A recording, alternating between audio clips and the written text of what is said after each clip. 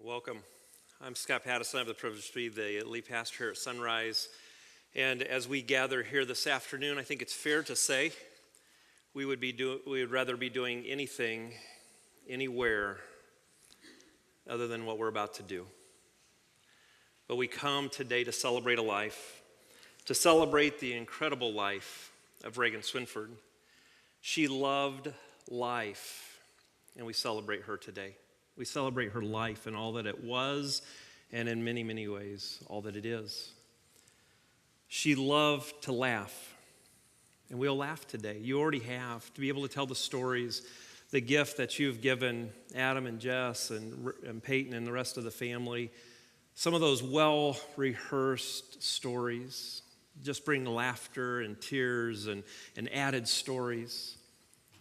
But you also have given them the gift of stories they had not heard about their daughter that made them laugh, that made them cry. Those gifts that we have. She felt deeply, and we will feel deeply today. We're grieving. Even though we want this to be a celebration, we'd be remiss if we just pretended that we're here to grieve, because we feel a deep sense of loss. She loved her sports. And so we honor her today with the wearing clothes that those who are traditionalists say that's not how you dress at a funeral. But when the principal says that's how you'll dress, we will listen to Mr. Swinford. But we also know some of you may have dressed up, because that's what you do. You honor the person. And so however you came dressed, we came to celebrate this dear life, and we came to honor her. So today we're going to continue the celebration. There's a rainbow, and on the day she passed, a rainbow was seen when there was no rain. Those of you that remember some of the Bible stories, one of the promises in the Bible that God gave humanity was through the splendor of a rainbow.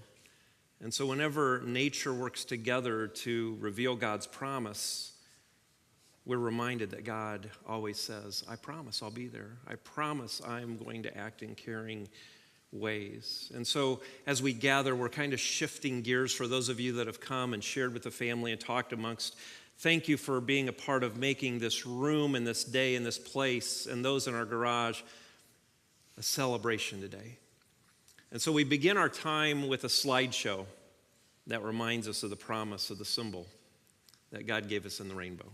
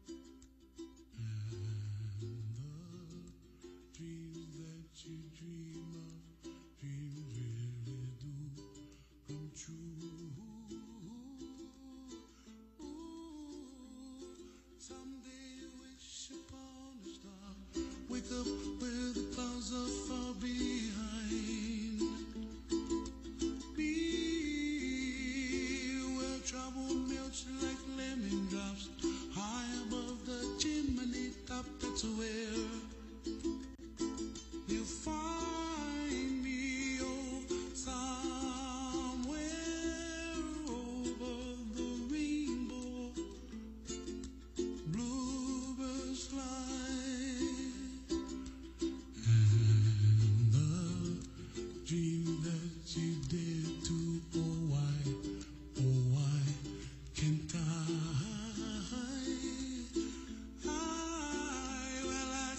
trees of green and red roses too.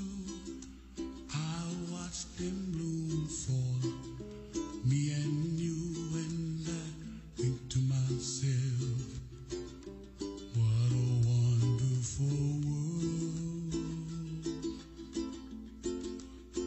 Well, I see skies of blue and I see clouds of white and the brightness of day. I like the dark and I think to myself, what a wonderful world. The colors of the rainbow, so pretty in the sky, are also on the faces of people passing by. I see friends shaking hands, singing, how do you do? They really say, I love you. I hear babies cry and I watch them grow. They'll learn much more than we'll know, and I think to myself, what a wonderful world. Someday I wish upon a star, wake up where the clouds are far behind me,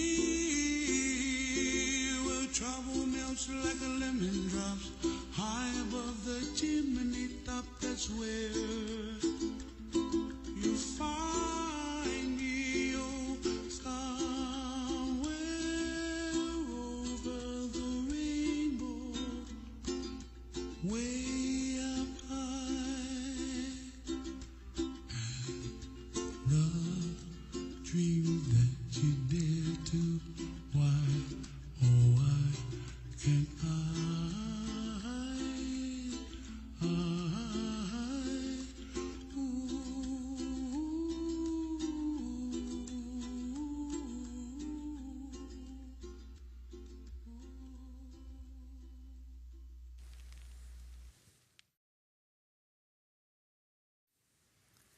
A covenant, a promise of the heart. And God reaches out and gives us those promises and reaches out to us in simple ways, expected ways, and oftentimes in surprising ways. 23rd Psalm is a psalm from the middle book of the Bible. It's actually the song book of the Bible. David, he was a shepherd. He wrote many of those, and there was one particular psalm that is used to read in these times. It's one that we read as a family over Reagan's body the day she passed. The 23rd Psalm tells a story about how a shepherd over the course of a year guides his flock. And it was David, who was a musician, an artist, but also a shepherd boy, penned these words because he said, how much I care for these sheep. And if I care this much, how much more does God care? Now, some of you may be very familiar with it. Others, this may be the first time you heard it. But wherever you are, I invite you to hear these words because it's the words of a caring dad and mom that cared for their daughter, of grandparents that cared for their granddaughter, of school systems and administrators and teachers and friends that cared for one that they spent their days with. It also helps us understand a God who reaches out and cares for us in many, many ways.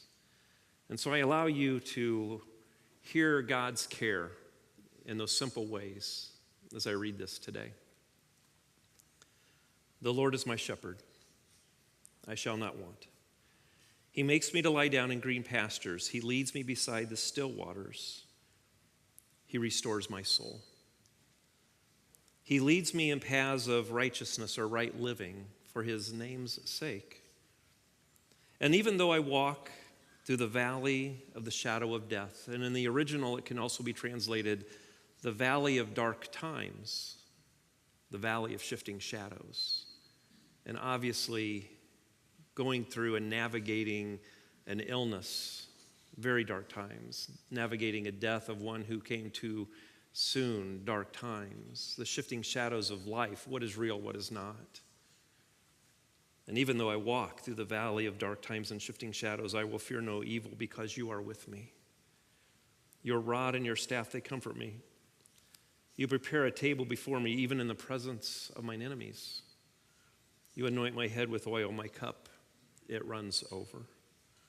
And surely goodness and mercy shall follow me all the days of my life, and I will dwell in the house of the Lord forever. Over the next few moments, we're going to take some time and to offer some tributes. And we could open up a mic and allow everybody to share, but we would be here into next week, and so we're not going to do that. Some of you are like, whew. But we are going to have a couple that will speak on behalf, because the stories have already been told and will continue to be told, and you need to continue to do that. And Adam and Jess and Peyton and the rest of the family and each of you need to continue to tell those stories.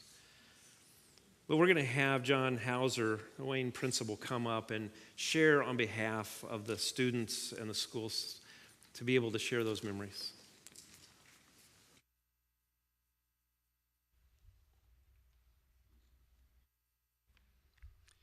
Good afternoon. Adam and Jessica, Frank and Sandy, Paul and Sherry, Peyton. On behalf of Wayne High School, and in particular the family of New Tech, we thank you for sharing Reagan with us for the past 3.5 years. As I speak to students, staff, and community members who have stood in her grace, worked beside her on projects, played music next to her, conditioned alongside her for tennis, designed structures and stacked cans of food at the mall with her, she was exactly what God had promised Grace would look like, act like, speak like. As parents and grandparents, and in what is clearly an incredibly close and loving sibling relationship, Peyton, you have all had such a wonderful impact on Reagan, and we, all of us here in this church today, are forever changed due to Reagan's beauty and leadership. It doesn't matter if you speak to teammates, classmates, teachers, coaches, or students who passed her in the hallways or stood near her in the cheer block. You felt the fire of her soul, and no challenge nor pain could extinguish it. Such grace and beauty came from greater powers. Reagan carried with her a greater purpose, a higher calling. From the day of her birth, when she took Chrissa as her middle name, she carried with her the spirit of her father's cousin recently killed in a tragic accident. She carried that legacy with her until her own death, and she has passed that legacy on to us today. What seems to have fueled her passion for people and her drive for excellence was knowing that her life might be short, might be compromised by a battle greater than what teenagers deserve. What is consistent, though, is that she never showed the scars or spoke of the fears of her battle versus cancer. She always believed she would beat it. As she would say, she would kick its butt. She never wanted it to be the focus of her life. Rather, she would share with teachers that her dream was to give a child a medicine that would take away their pain. And for Reagan, there would be no better feeling than that. Her life was a life of service, humility, selflessness, grace. As silly as it is, when she entered Wayne, a master schedule had to be built to accommodate her needs. She did not ask for this, but the universe of Wayne had to spin in the proper way to make our only orchestra class work for her. And it did. And in her sophomore year, when the craziness of high school would get to be a bit much for any principal, I could escape to a seat off to the side of that classroom during 7th period and listen to a small orchestra, Reagan included, play beautiful music that she, Stephen, and Cade selected. One song choice, Dreaming, was such a favorite that Kenny Woods and members of that orchestra recorded it and presented it to Adam and Jessica earlier today. For such a young girl, she already had the presence and composure to take charge and lead, picking out music and introducing the electric cello to our marching band so that she could have a role and continue to hang out with crazy band students for another season. Her only year in marching band, the band's performance that year was titled, "The Night We Fell in Love." As a member of Construction, she designed the Ninja Turtle that became the New Tech build her freshman year. In her sophomore year, she designed the Anthony Wayne build and became Eric Toy's right-hand man. In her extracurriculars, and if she could, she would be in every single one of them, she showed this drive to make an impact. Her own New Tech family describes her mom stare and Reagan's maternal presence insisted that learning and kindness were the only things that mattered in school. To do everything as it should be, with passion, with purpose, with grace. She was the model New Tech student. Her learning was connected to the significance it could have on our culture and in our community. Her work as a biomed student